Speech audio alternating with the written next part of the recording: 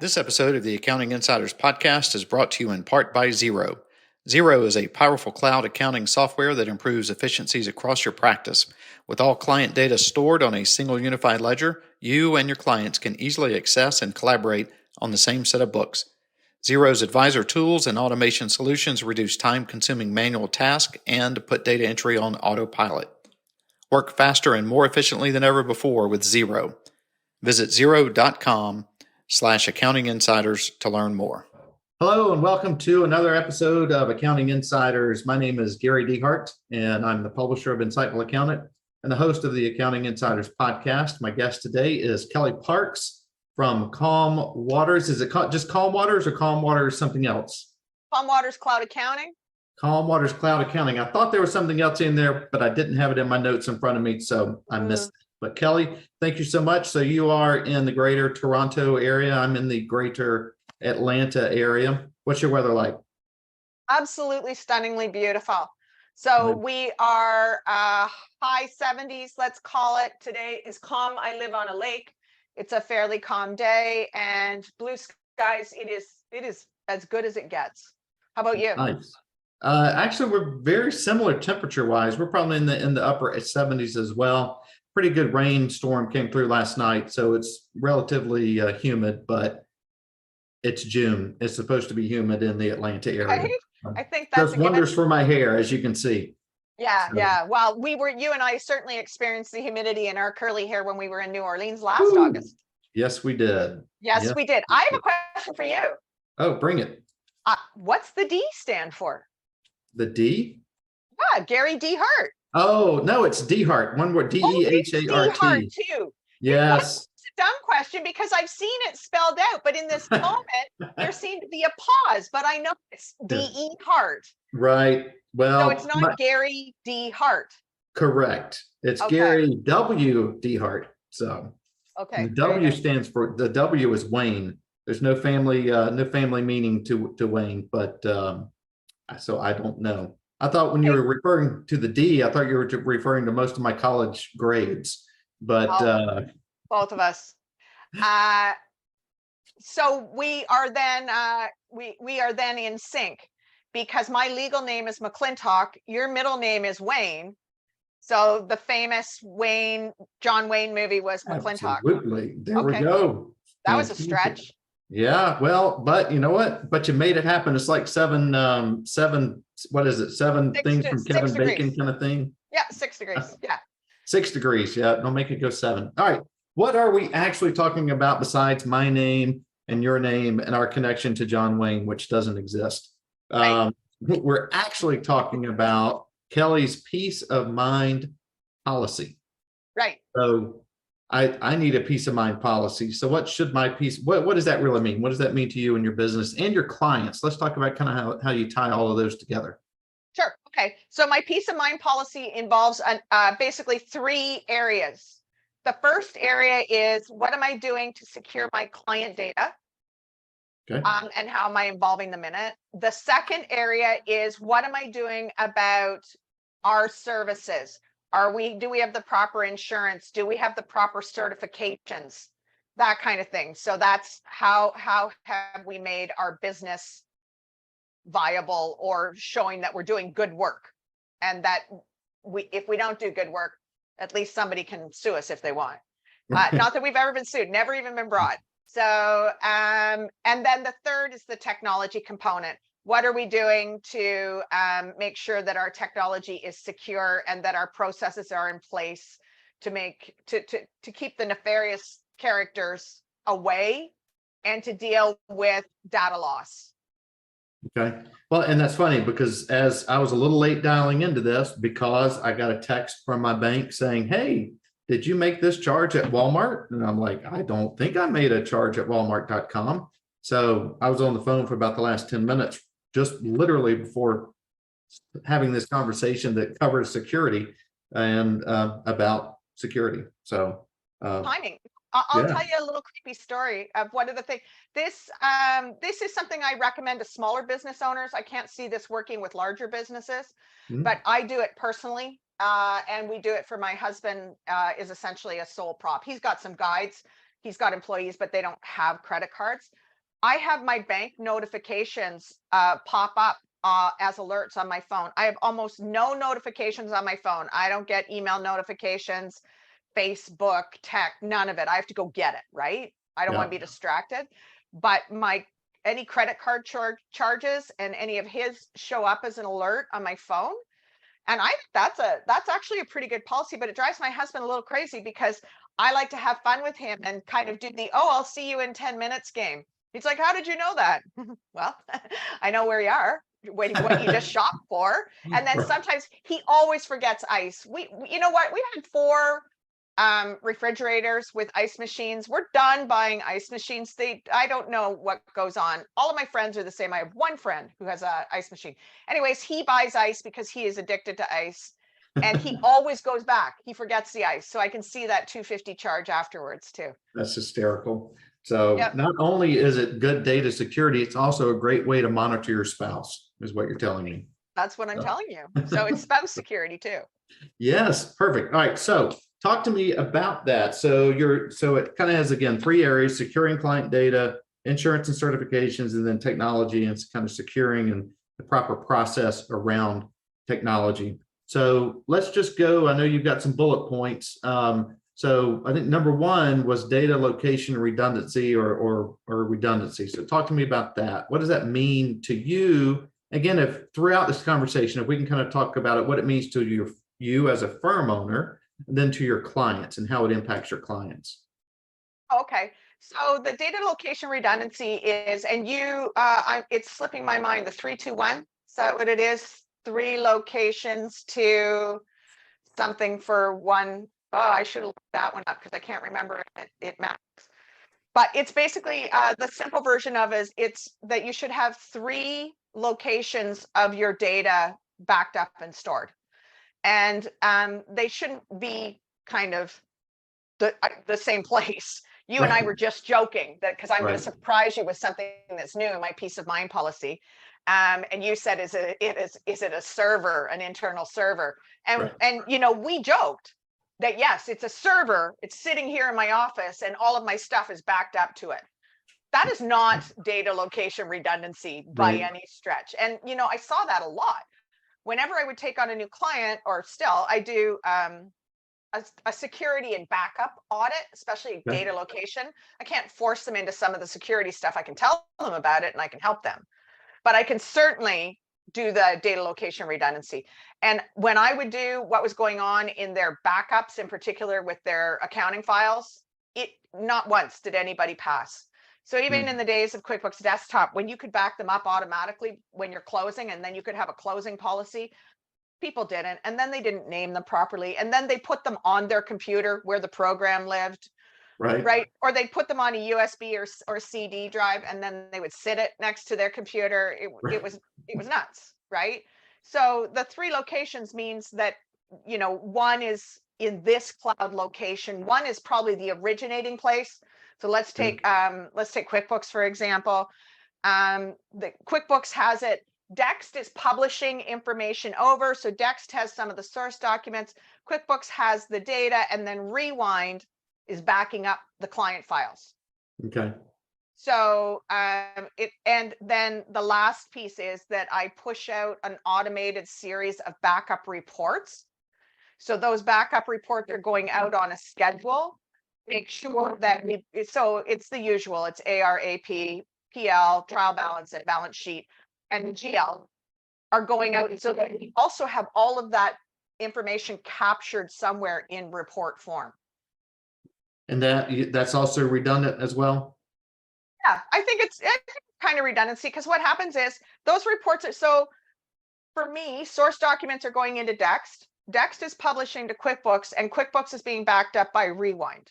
Yep. So that's kind of the 3 locations. Not one of them is related to the other one. They are all separate businesses, which I think is also important.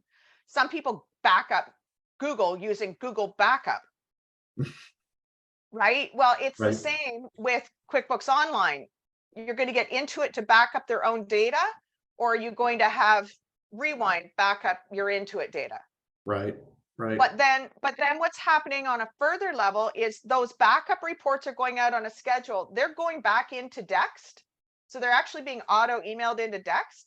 And my clients' Dext accounts are connected to a storage folder that they control. So whether they use Google Drive or Dropbox or OneDrive, everything is downloading in real time from Dext into a storage site that they control. Okay. So that it is totally out of me, it's totally out of all of the apps, and it's something that they have complete control of. When I win the lottery tomorrow and just disappear, they're good to go. They don't Right. need me. They've got it. They've So got it. is that done through something like a Zapier, or is that something that's already built into Dext? Does Dext already have that capability? Yeah, Dex already has it. And it was Okay. fun because I got to help them build it. So I got to do the wireframe on what I wanted it to look like. So that's Oh, worked out nice. great. Okay. Yeah. So that then if you do need to use rewind to rewind the files, then you've got the reports that can show you what the file looked like, because reports in QuickBooks are not static, except for the reconciliation report. Reconciliation report is static. Nothing changes in that report. You can change the data all you want. You can re-reconcile. You can do all of that, but well, not if you re-reconcile, obviously. But everything else, if you make a change in QuickBooks, then all of the reports change. So you need to have them out of there somewhere as part of your peace of mind policy. Right. Okay, great. So number 2 on your peace of mind policy is password manager. Talk to me about that. So I use 1Password, and I cannot believe that I went that long without it. A password manager can be a big lift in the beginning to get set up. You're right. And yeah, they are. And if you don't do it right, so I wrote a blog specifically on this, because if you don't do it right, you won't adopt it. Adoption will be messy. So my password protector, I finally sat down and I said, okay, I got to do this right. And now I don't know how I lived without it, because I don't know my passwords. But what is interesting is it's not that interesting, I guess, unless you're listening. I guess you're listening to a security thing. Right. So I had my password manager on my desktop. I did not have 1Password on any of my devices, and I did not have it as a Chrome extension. The minute I put it on my laptop, my desktop, my iPhone, and my iPad, I was like, how did I live without this thing? But I hated it really until I did that. Yeah. How long did that take? So that probably took me, let's say I sat down and it took me a couple of hours to implement in that moment. It was a process over the space of, let's say, at least a month of every time I went in, resetting passwords and having 1Password. That part was kind of painful, but not super painful. Right. The painful part was making sure that I had it on all my devices, or I simply wasn't going to use it because I didn't know my passwords. Really important when we're talking about data location redundancy, though. Download on a schedule your passwords, download your data from 1Password so that you have it outside. I mean, apps go down, whether it's the internet, whether it's, your actual internet, whether it's AWLS or Azure that's going down.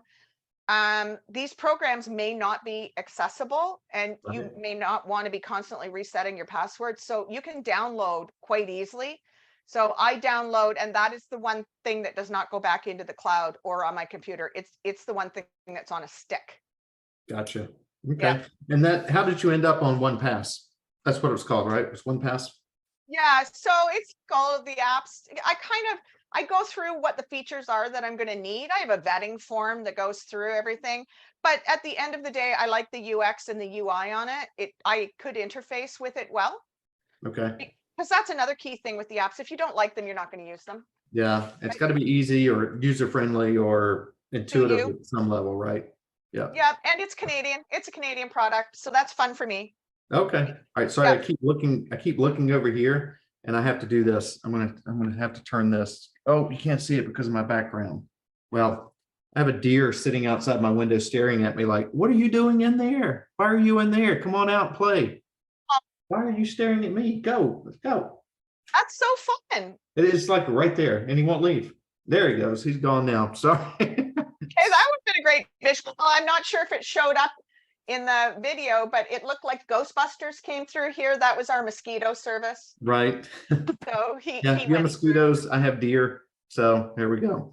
All right. Actually, So, we're doing more fun, useless information. We have a community garden. I live down a long lane. There's 20 houses on the point of a lake, and we've got, I don't know what it is. Let's say 20 acres communal, and yeah. then 250 conservation area behind us. We built a community garden this year, but our biggest concern is keeping the deer out, right? So we put in this fencing, and it basically looks like now we've got a dog park, even though the dogs run around. There's 13 dogs running around our neighborhood free. That's funny.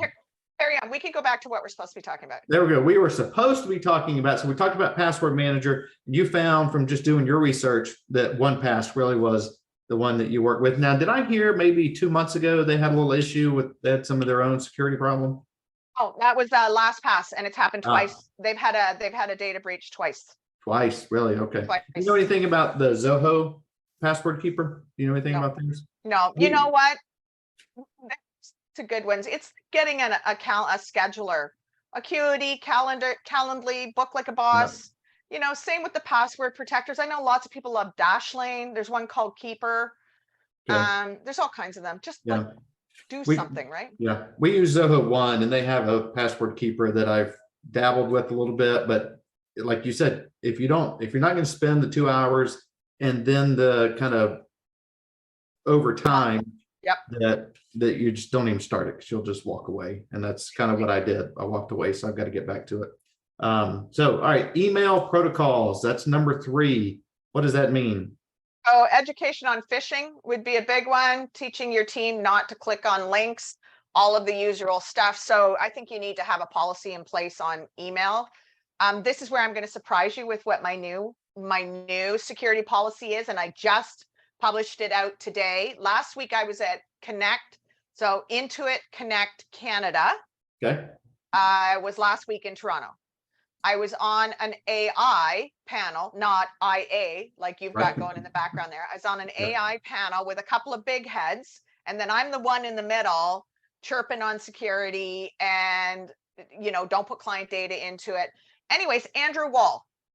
So Andrew Wall was on the panel with me, and he said, almost in passing, make sure that you've got a safe word, because now you can have a 3-second clip of a voice, because AI can generate a voice with a 3-second clip from somewhere. I mean, that's a problem for you or I, because there's more than 3 seconds out there on the internet for us. Yeah, right. Yeah.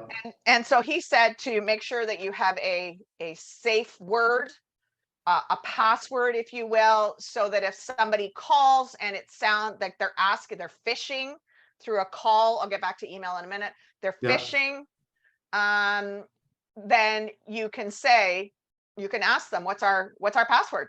This does not sound right to me. I think businesses should start to institute this. I think families should start to institute this.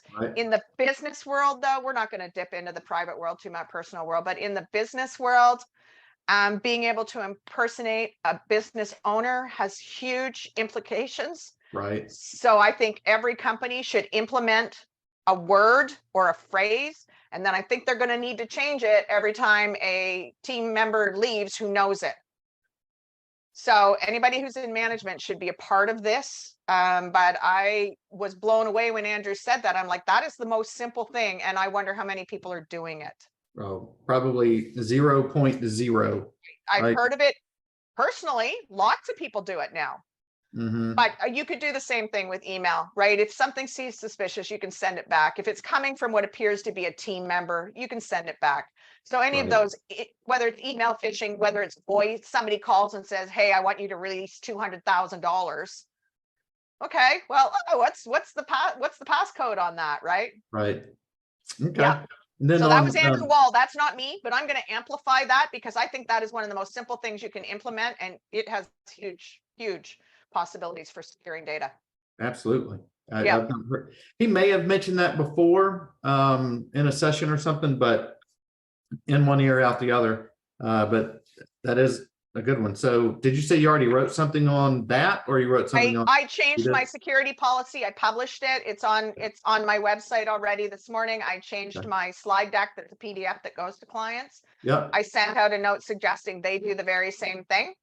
And And I have an app partnership intake form for dealing with all of our app partners. I asked it on there, not necessarily a deal breaker if they don't have one, but I want to get people thinking about it. Yeah. So that's all thanks to Andrew, who maybe 2 or 3 minutes later, of course, decided it was time to moon the crowd. So, Andrew. I don't want to know. I don't want to hear about Right. that. Right. This is a Okay, there was mostly only like G-rated show we're doing There's here. only like 500 or 600 people in the room. No big deal. Well, you can tell me next week at Scaling New Heights. Okay. All right, so talk to me about so internet security is your number 4, your peace of mind policy. VPNs. Yep.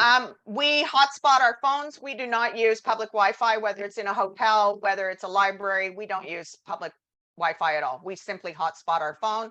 Our hotspot has quite a complicated password to it, and we have the VPNs in place. Yep. Okay. Yep. And number 5 is computer security programs. So unique pins, malware, and wipe it clean if it's stolen. So talk to me about that. What does it take to implement these things? Super simple. The pin is super easy. If you don't have a pin on your devices, get off this call and go do that right now. So, and make it unique to every single device. Don't do the same pin for your iPad, your phone, your desktop, and your laptop, and all of your team members. Just Right. Don't do it, right? The other one that is a little bit of an odd one, I don't mention it in the document I shared with you, but it's an important one. Have your devices set to turn off at night. Most phishing, malware, not phishing, most of the big cyber attacks, and you can look this up, I'm not blowing smoke here, come when there is the longest stage of unattended computer use, because they can get in, do their thing before anybody notices that something is weird. So if you turn your devices off at night, they can't get in. So mine is set on a schedule to turn off. And twice now it has done that when I'm in the middle of a meeting, though, because I do talk to Australians. So once it shut midway down in a just a friendly chat. Clayton Oatswood and I were just catching up on what was going on in each other's lives, and it shut down on Clayton, just one of the most influential guys in our industry, right? It's like, oh, okay, yep. That's great. And I couldn't stop it once it starts. And then last week, Heather Smith. So Heather Smith, also out of Australia, amazing woman. She and I chat every other month just to catch up, and it shut down on her too. Okay. Yep, because sorry, right? Different time zone. So have your systems set to shut down at night. It's actually really good for computers. If they're not older machines, it's really good for your computer, and it resets all of your programs, so it's not doing when you least want it to do it. Yeah. Make sure you've got malware on it. So I use something called Bitdefender. It's by Geek Squad. I have a subscription. So I don't use McAfee or any of those. I actually have everything running through a service that looks after it all for me. Yeah. And then make sure that you can know how to do it, wipe the machines clean remotely if they are lost or stolen, which also goes to that PIN, right? But make sure you can wipe the machines if you're letting a team member go and it's their machine for some reason. Right. But I wouldn't, would you, like, for me, if it's a bigger organization, I think they're nutty, but I know a lot of people do let people use their own computer. I think we should be supplying them. Yeah, I mean, like for us, when we've had people who they basically have used their own computers. And right now we have and this will probably make you shudder, but we have a VA, virtual admin, that's in the Philippines. And so he does have access into some of our software solutions. I mean, he has to, right? You shudder because you got to have somebody to do the work, as long as you vetted them properly. I don't know where you got them from, but certainly if we could talk about that after, because I would really like to do. I'm struggling with the VA right now. Oh. I have a team member. She's awesome. She does the books and all of that for my client work. But anyways, that's another story. You have to have team members. But Gary, maybe you want to take a look at that password protector, because you can get them out of anything right away. Right. Yep. Right. So, yeah. All right. But no, I'm I'll not going to put shut her. We all got number to one have, on my list then. Password okay. protection. All right. So number 6 on your list, certifications for team. So what do you have like a do this first, then this, or what do you when you say that designations and software certifications? What's your priorities there? First of all was training and designations in accounting. So my team member took a course. So my team member is brand new, fresh. My daughter-in-law got married 2 weeks ago out here at our place. Yes. All right. Hey, congratulations. So she wanted to do what I do. And so I said, okay, here's all the steps you need to take. You need to take, it's a course up here called Trifold. It's a bookkeeping course. There's a number of levels of it. You need to take that course. Then you need to certify in QuickBooks to the advanced level. You need to take the partnership certifications in Dext and in Pluto. And you need to learn the ins and outs of using Rewind. Then you need to join the Professional Bookkeepers Association here. And then you need to go out in the world for 2 years and work for other people so that we can see what that's going to look like without me being involved, because I need you to get all kinds of other input, which meant she wound up in some great programs with some great people who did things not quite like me. And then she came back. So she's back. She has been doing payroll for me the whole time since she started and took the payroll. Okay. But I think you need to have the proper education, and then whatever software you're going to be working in. I mean, you can't just go into QuickBooks Online and think that you're fine. Right. Because you can know everything about accounting and bookkeeping, but you can screw up client files so poorly, so badly. And so then on top of that, as soon as she was working for me, I made sure we had insurance for her as well. Okay. Insurance as far as like a liability type insurance? Liability and cyber, because she does not work in my office. Okay. So she's working remote. So the policies around that for sure. Gotcha. Okay. Then number 7, you have a revoke access process. So you've got, again, well, what does that mean? I have it in my mind what that might mean, but it's exactly what you just talked about with your person in the Philippines. What are you going to do to get them out of there? Yeah. Right. Fast. Practice Protect has a great system for it. But you need to, in the password protectors, you can also lock them out. In some of the password protectors, they could have saved the passwords on their own system. So for us, and not that I don't wholly, obviously, I trust Marissa to the moon. But if she still has her own vault in 1Password, so that I know what I would need to go in and change. Yeah. So you don't need to change all of your passwords. What do they have access to, right? And so right now I am cleaning house a little of my bookkeeping clients because I'm realigning what my niche is. And so bring ownership over to whoever is taking over the books in other places as well. And what I've done is I've organized my clients' passwords in, they're in 1Password.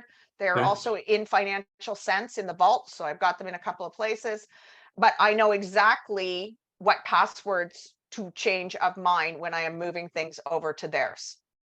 So segmenting your workers, what they have in 1Password, you can use different vaults. You can also use tags. So in 1Password, I have a vault for Marissa and I have tags for mine. Okay.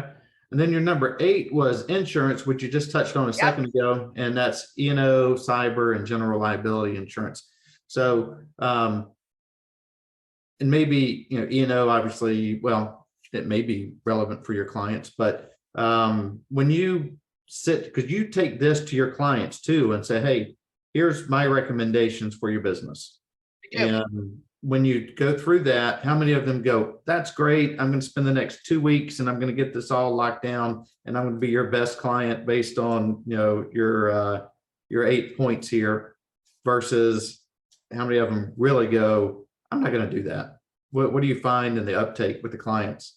Totally a mix. I mean, I've got their back on the data location redundancy of the accounting stuff.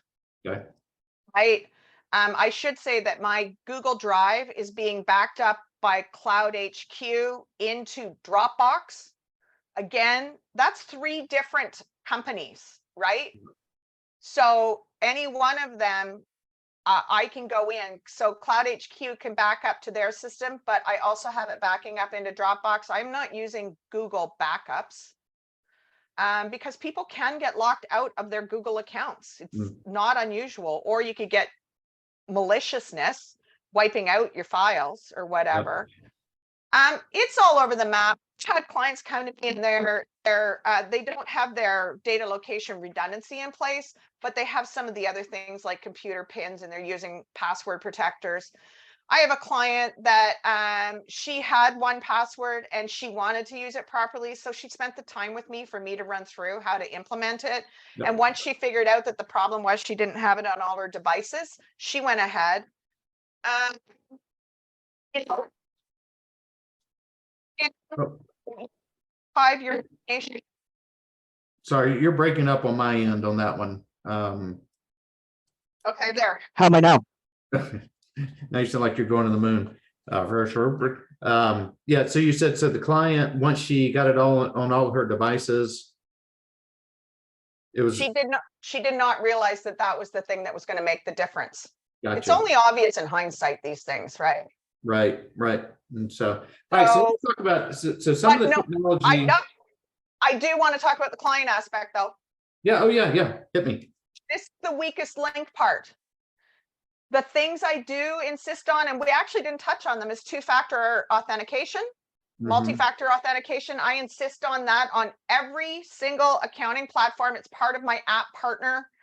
Things like now they went through the app partnership form with me and they weren't viable for me to work with because they didn't have multi-factor authentication. Okay. They're bouncing back. So I'm seeing both of them coming up because I won't work with them if they don't have it in place. And I really prefer an authenticator because then you're not sending it.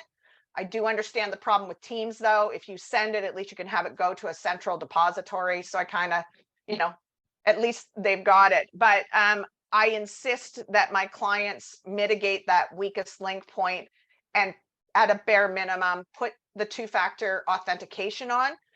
What I love, and a lot of people don't know, is some of these platforms, you can get it in multiple ways. And some of the banks, you can get it in multiple ways. So when people are trying to mitigate this whole 2FA thing with the banks to refresh the bank feeds, they can, with a lot of banks, have themselves put on their cell phone number put on for SMS code or their own authenticator. So I think people need to look more into the fact that you can have different kinds of 2FA in one app.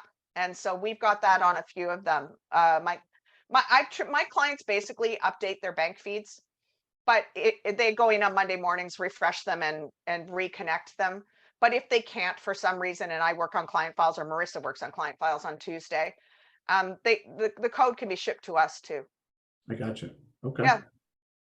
So making sure your clients are using 2FA and that they aren't, make it easy for them to put things where you want them. So my app, Financial Sense, I can customize the upload button when I request something so that it goes to the right place and they're not tempted to email me. Make sure they're not tempted to email you things they shouldn't be sending. Although I just sent something I shouldn't send, but it's outside of client work. Right. I mean, we all do it, right? Anybody who says that they're not falling out of line on security is, lying. Right. Sometimes you just got to do what you got to do. But the easier you make it for your clients to comply. So if you need them to upload something or get something to them, give them a way to get it to you. Don't just let them to their own ways and then they're going to email it because that's the easiest. Right. So Financial Sense has that upload link. Gotcha. Yeah. And also I have my clients acknowledge that whatever apps I have that have their data hosted in the cloud. So for the QuickBooks one, so they acknowledge that QuickBooks is attached, that the bank feeds are attached, they're using Dex, that I have Rewind attached, and that I use the payment platform, Pluto. They acknowledge all of that. On the Rewind thing, one of the things that I think is daunting, just like the password app is getting started, if you are a bigger firm in particular and you want to add all of your clients at once, until recently it was one client at a time to add them onto Rewind. You Okay. can now bulk add your clients in Rewind. You can just pick them all and add the Rewind file to them. And that's relatively new, right? Brand new. Brand new. Yeah, So, brand new. Anything we can do in bulk is awesome, right? I love right. bulk everything, sort and filter. Using the ability to batch or bulk do things is almost as powerful as automation. Right. Yeah. Let me do Yep. it once. Yep. And automation, you're big in automation, right? Don't you do a lot of automation work? I do-ish. I harp mightily, very mightily, that you need the systems in place first. A system is much more powerful. A solid system is way more powerful than a crappy system with automation. If it's not a great system, I would be reluctant to automate things because automation can go bad. But man, when I have created the system and I am automating things, there's a lot of power in that. So yes, I do love automation. I'm on 2 AI and automation panels coming up. One with Jason Statz at Bridging the Gap, which Okay. is Randy Crabtree's conference. And then I am on a panel coming up, and that is with Chad Davis and Jason Statz and I. I'm again the little headed kid, right? Yeah. Playing with the big headed kids. I'm down here. You can implement this. Do this. This is easy. Implement this tomorrow. Jason and Chad and Andrew Wall, they're over here. The big headed things you're going to do that are going to change. But some of them can be tough to implement, right? Right. I think we need all of those voices in there. Yeah. And what's the second one? When is that? Don't know yet. I don't have a date for it, but you'll hear it on social. Yeah. So that is Chad and Jason and I. The date isn't set. I think sometime in August. Okay. And so what about your weakest link policy? What is that? Yeah, well, that's kind of what I was referring to with clients. Generally, the clients are the weakest link. Oh, right. Sometimes it's us. I did email something. It's not, again, not related to client work, but I emailed something today of my own that I probably shouldn't have, but it was like, they didn't give me any other way to get it to them. And I'm like, okay, I got to knock this off my list. So today I was my own weakest link, but can you mitigate it? So what are you doing around, so you can create all the policies in the world. What are you doing about enforcing them? Have you written them into your team contracts? Do you have something written into your client engagement saying, hey, you don't put 2FA on here? Actually, one of the ones for me is, and I've never had it, but I know accounting professionals who have. I wouldn't take a client who wouldn't let me put Rewind on their file, but I have some friends who let clients do that, of course, right? But they have to sign a contract acknowledging that they decided not to put Rewind on the file. Gotcha. Yeah. And what's the pushback on that? Is it money? I mean, because it's not expensive, right? I mean, I know it's not expensive. Yeah, I guess it's money. I've never had the pushback. I'm kind of a cheerleader. I actually sometimes I have a set of pom-poms in my drawer. So of course I do, right? there you go. I Of course. have pom-poms. I can be a bit of a cheerleader for technology. Right. I don't get a little blowback. I concede it.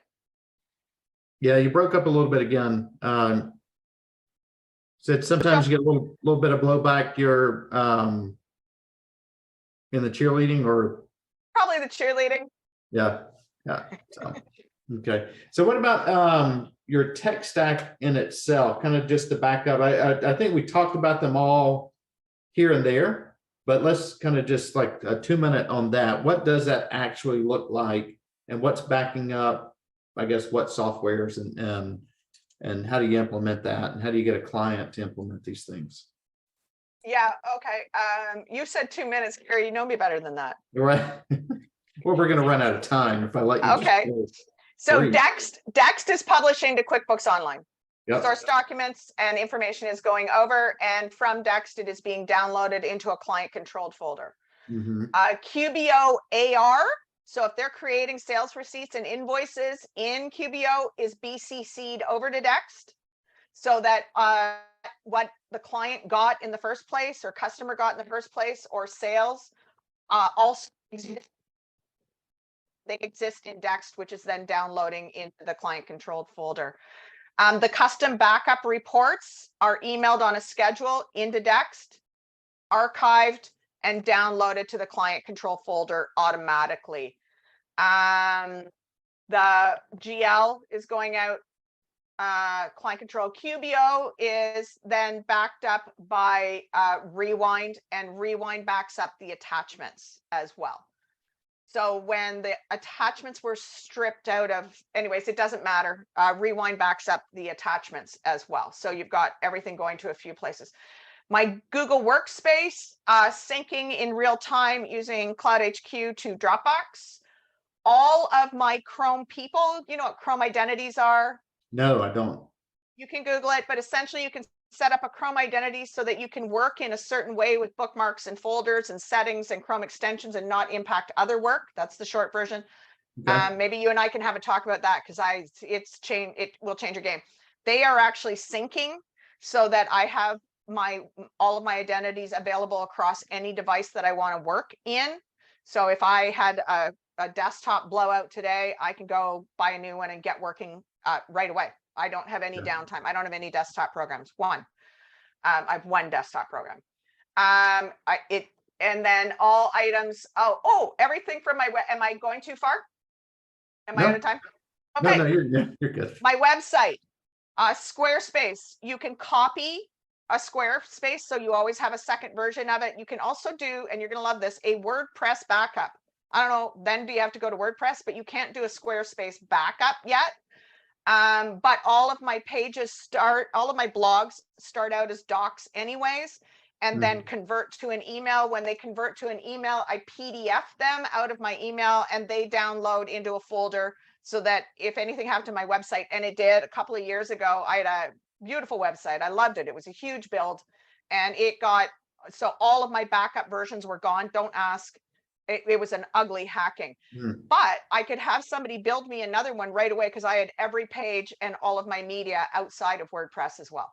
Oh, that's fantastic. So, yeah. Okay. Then it was up and running within a couple of days, and it was a big site. But anyways, and then I sell templates on my website. So all of my items are they exist in an Airtable with links to the images that I need for them, all that kind of stuff, so that if my e-commerce site went down, I could build it back up. Rewind backs up BigCommerce and Shopify though. So anybody who's got clients with those kind of files, they should be putting those clients' Shopify and BigCommerce sites on a backup. Engagement contracts are PDF'd to my Google Drive folder. They are I use 17 Hats for my engagements. They're out of 17 Hats and they are into somewhere else. 17 Hats doesn't have all of my contracts in there. I don't care about much else because my email is syncing, but I need those contracts if 17 Hats is down, right? Sure. All of my in-app workflows, so in Financial Sense or in 17 Hats, exist as spreadsheets as well. So that if something you're offline, I still know what I can do. Check off some things, right? We're not totally lost. I won't know where I'm at, of course. Right. And then contact information is shipped around with Zapier, going every which way. So if something comes in where and it's relevant and needs to go to another app of mine, it goes there. So, and all of it lives in a spreadsheet that's the single source of truth. And where does that back up? Yeah, well, so Smarty, good question. So it's a Google Sheet and it is backing up into Dropbox. Okay. So that's 2. Where's your third one? Well, I mean, it's everywhere. It's in QBO. So let's say something comes in from Acuity. It goes into a spreadsheet, it goes into 17 Hats, and it goes into QuickBooks Online. Okay. So, but you're right. Okay, you caught me. That's where I'm not trying to catch anybody. I'm just it's a great, but would do I want a single source of truth? Yes. Is it backing up to Dropbox, which would convert it to a Excel file, right? Good point. There isn't a third location on that. Really, but the information is everywhere else. Right. Okay. Fantastic. What did we not talk about? I know we wanted to make sure that we talked about the Rewind bulk uploads. Yeah, you can bulk link all your clients. Bulk link. So is there anything that we didn't talk about that, since you've had your hands in it, that we want to make sure we cover before we close this out? Okay. What was So that? what we did not talk about is why, so it's important to have a peace of mind policy. Yes. It's important to enforce your peace of mind policy. It's also important to publish it because you want to make sure that people know you are a higher level professional. So if somebody is looking at 3 accounting firms and you got your security policy right on as a website page or a document that you can send out to them, I know I like to know I need a white paper from App Partners on all of the policies they have in place, right down to if they're even caring about SOC 2, whatever the case may be. Publish that baby, even in point form on your website, and you are now one level above. Maybe the other firms are doing all of these things, but it is nice to do, I call it fear marketing. Right. Sure. So there is a grocery store, United States. There's a few actually. Yeah. And it is everywhere. Their tagline, it is on all of their signs, it is throughout the store. They use it in all of their commercials, and it says they are 100% American owned. Mm. Well, lots of grocery stores are 100% American owned, but I can bet you that that is a point that is very interesting to a lot of people. And they're like, I'm going to shop here because it's 100% American owned. They're not going to go look up and see if the other ones aren't. So Right. same with accounting firms. Just let them know that you've covered all of this stuff, and right away you are above your competitors. That's great. And then we'll wrap it up with the WISP. So Right. on our side of the border, it's a requirement. I don't know. Yes. Is it on your side? Now, to be fair, I'm not a CPA. I'm not Okay. sure what they have to do for publishing their policies, but no, I don't need to and I'm a certified professional bookkeeper. That's a certification we have up here. But don't businesses of a certain size in general? Well, so I mean, well, I don't know about having the policy posted, but a WISP, which is the written information security plan, right? If my understanding is if you have any type of client data that is financial, so could be lawyers would be under this, accounting would be under this, financial planners are under it, bankers are under it. You have a WISP requirement, per the IRS, I think, for our world, but I think it's actually like I don't know if it's FCC or somebody. It started in a different arm or branch of the government, but can you touch on that just real quickly before we wrap up and kind of what it does? And it kind of falls under that peace of mind and falls under, hey, publish it, right? If you're following it, people should know about it. So you know that I'm trying to look it up, and I didn't use Chat GPT to look it up to see if there was a Canadian equivalent, but it's not coming up for me. Okay. Yeah, so you need to detail your organization security controls, processes, as well as policies. It's a roadmap for IT security and is legal required. Is it the entire United States or is it several states? Because my information it's US. Yeah, it's the entire US. Yeah, okay. And so, but what's interesting about that is I know that the accounting firms, the banks, everybody has to have one. Do they? Right. Like, would a 3-person firm in the States have put that, or maybe they're more likely to put it together than a mid-sized firm? It would be an interesting poll to take, because I don't know the numbers on who's actually doing it. And yeah, I'm at a bit of a loss whether there's a Canadian equivalent. You certainly don't hear about it like you hear about it in the States, but that's like that, what I just called the fear marketing. It's kind of the same idea. Everybody is supposed to have these things, but be the one that talks about it. Right. Yeah. Yeah. I mean, it is a requirement. It's probably one of those unenforceable requirements, right? There's, who's knocking on the doors checking it. Yeah. Not right. many It's people. like SOC 2 compliance, right? That's a big lift for the app partners. They have to make a decision whether they're going to do that. But AICPA, I think this is you guys, not us. Right. Yeah. Have some requirements around that. And well, they should. You've got a lot of key data, right? So. Yep.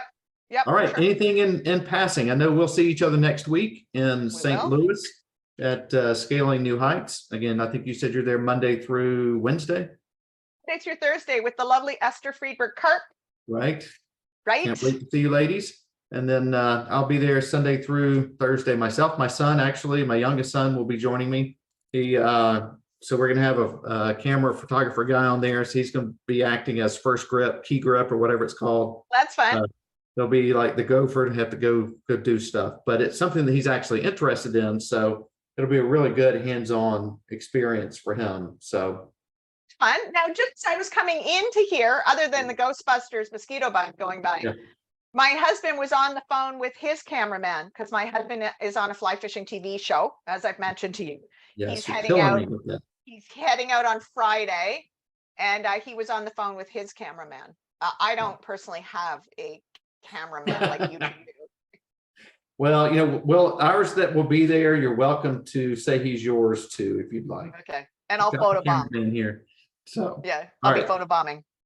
Okay, all right. Well, we're going to wrap it up. It's great talking to you. Thanks for always for sharing the immense, not depth of knowledge and information that you have. We need to do this on a regular basis, narrow down to maybe one topic, and then go 20 minutes on it, and just get in a good cadence, because I always learn something when we talk. So can't wait to see you. I always learn something from you. So thank you very much. Yeah, well, can't wait to see you next week. And you and Esther, be careful driving down and over.